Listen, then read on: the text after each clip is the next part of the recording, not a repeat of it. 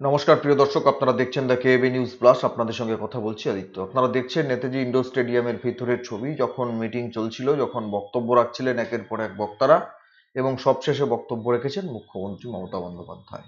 সেই প্রত্যাশিত বৈঠক, যে বৈঠকে পশ্চিমবাংলার সমস্ত জেলা থেকে দূর দূর থেকে শিক্ষার্থীরা ভোরবেলা, কেউ আগের দিন এসে অপেক্ষা করছিলেন মুখ্যমন্ত্রী তাদের কি আশ্বাস বাণী দেন, কি আশার বাণী শোনান, কি দিক নির্দেশিকা দেন তাদের চাকরি রক্ষার ক্ষেত্রে, অর্থাৎ যারা যোগ্য তাদের চাকরি রক্ষার ক্ষেত্রে মুখ্যমন্ত্রী কি দিক নির্দেশিকা দেন, সেই দিকে তারা তাকিয়েছিলেন।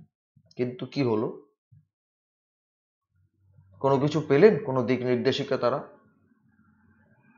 তাদের সামনে গাজর ঝুলিয়ে দেওয়া হলো, তাদের সামনে ললিপপ ঝুলিয়ে দেওয়া হলো এবং বলা হলো সেই একই কথা, যে কথাগুলো তিনি সাংবাদিক বৈঠক করে সেদিন বলেছিলেন, সেই একই কথা। বিকাশ রঞ্জন ভট্টাচার্যকে আক্রমণ, বিজেপির ত্রিপুরা প্রসঙ্গ ধরে বিজেপিকে, সিপিএমকে আক্রমণ, এবং আমার ওপর আস্থা রাখুন, ভরসা রাখুন, এই লয়ার আমরা সুপ্রিম কোর্টে দিচ্ছি রিভিউ পিটিশনের জন্য।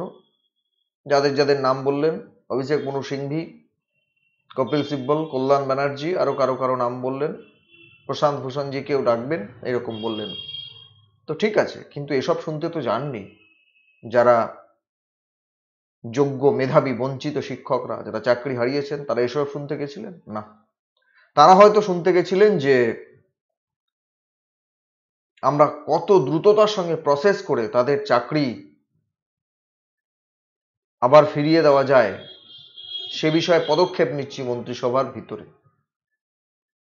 এসএসসিকে বলে সে বিষয়ে আমরা পদক্ষেপ নিচ্ছি, সে বিষয়ে শুনতে গেছিলেন।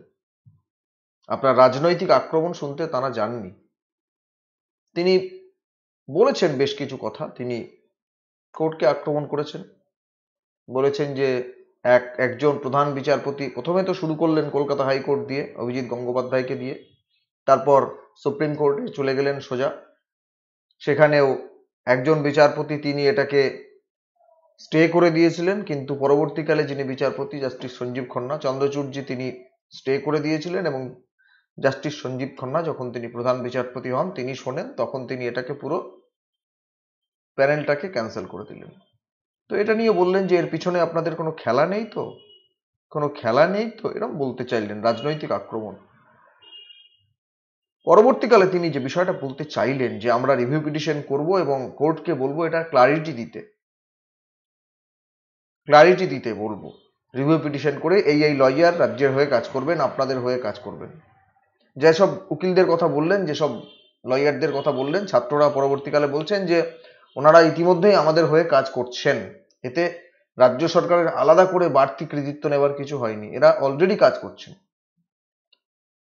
তারপর তিনি যেটা বললেন যে আপনাদের কি রাজ্য সরকার থেকে টার্মিনেশন লেটার দেওয়া হয়েছে? দেওয়া হয়নি তো? তাহলে যান, স্কুলে যান, অসুবিধা কি? কোর্ট বলেছে ঠিক আছে, আপনারা যান, স্কুলে যান। আপনারা বাচ্চাদের দেখবেন না, তাদের পড়াবেন না, ভলান্টারি সার্ভিস দিন, ব্যাস, ভলান্টারি সার্ভিস দিন, পুষিয়ে দেব, অসুবিধা নেই। 2 মাস কষ্ট করুন, 20-30 বছর কষ্ট করতে হবে না। 2 মাস স্কুলে ভলান্টারি সার্ভিস দিন। 30 এপ্রিল থেকে তো গরমের ছুটি ঘোষণা করে দিয়েছেন। 2 মাস টাইম নিয়েছেন, 2 মাসের মধ্যে ব্যবস্থা করে দেবেন। তার মধ্যে 30 এপ্রিল থেকে তো ছুটি ঘোষণা করে দিয়েছেন। এই 2 মাসের মধ্যে ব্যবস্থা হয়ে যাবে তো? 2 মাসের মধ্যে কোর্টে রিভিউ পিটিশন করবেন, তারপরে কোর্ট যদি পজিটিভ কিছু করে,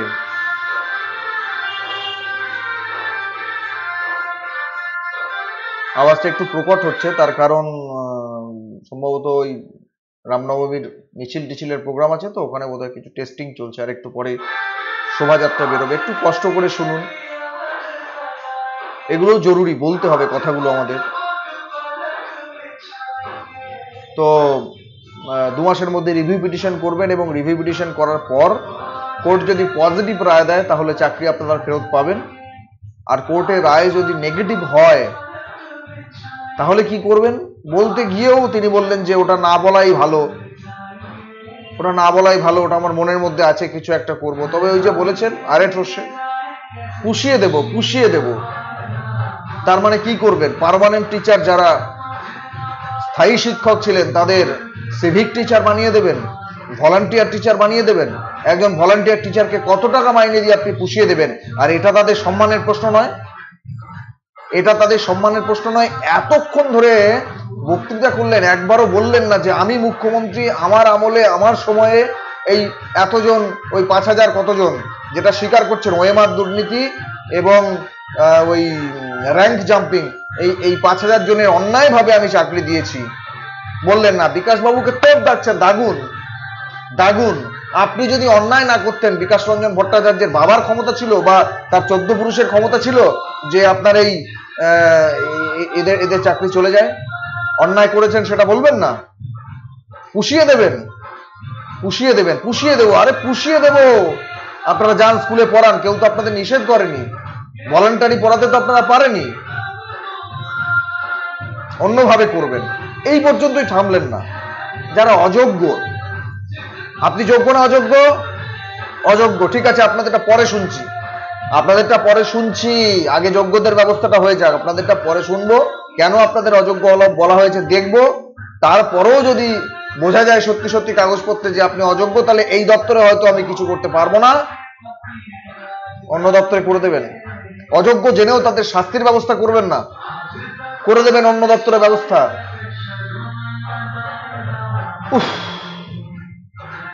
আর ওই যারা বক্তব্য রাখছিলেন আগে আগে, আমাদের মাননীয় কবি সুবোধ সরকার, আবুল বাশার,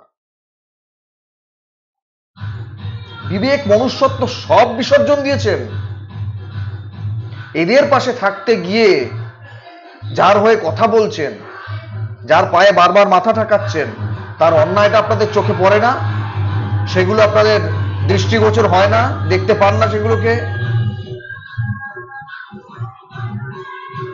ভলান্টারি সার্ভিস দেবেন এখন গিয়ে, হ্যাঁ মাস্টারমশাইরা পড়াইতেই পারেন, পড়াতেই পারেন, কিন্তু এখন দেখছেন 26,000 শিক্ষক, একজন দুজন নন, শিক্ষাকর্মী, স্কুল তো অচল হতে বসেছে, একদম অচল, চলবে না।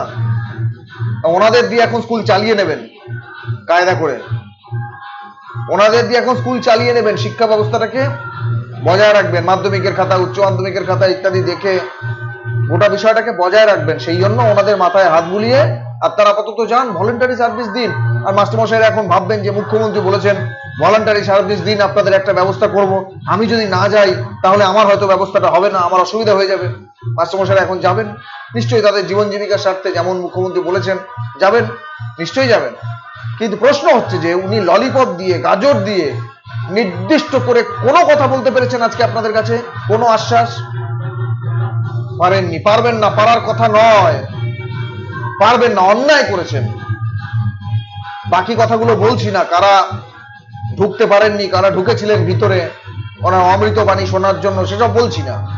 কিন্তু নির্দিষ্ট করে কোনো পজিটিভ কথা, কোনো ইতিবাচক পদক্ষেপ রাজ্য সরকারের তরফ থেকে এই চাকরি হারাদের জন্য তিনি শোনাতে পেরেছেন আপনাদের কাছে? পারেননি, পারবেন না। যাই হোক, আমি এটা নিয়ে আর বিশেষ কিছু বলছি না। মাইকে খুব অসুবিধা হচ্ছে, ঠিক মতো বলতেও পারছি না, শোনাও যাচ্ছে না, খুব ডিস্টার্বেন্স হচ্ছে। যাই হোক, আপনারা যেটুকু বলার বলবেন। কি পেলেন, কি পেলেন? এটা পেতে গেছিলেন, এটা পেতে গেছিলেন, এই কথা শুনতে গেছিলেন? যারা প্রশ্ন করছিলেন নিজ থেকে, তাদের কেমন বলছিলেন আপনারা শুনছিলেন তো? তাদেরও কিভাবে, মানে প্রশ্ন করতে আপনি পারবেন, আপনার অন্ধ আনুগত্য থাকতে হবে ওনার প্রতি। তারপর আপনি যদি কিছু ছিটে ফোটা পান, ছি। ধন্যবাদ, আপনারা যা বলার বলবেন। আমি বেশি বলতে পারছি না, মাইকে খুব বাজে রকমের আওয়াজ হচ্ছে।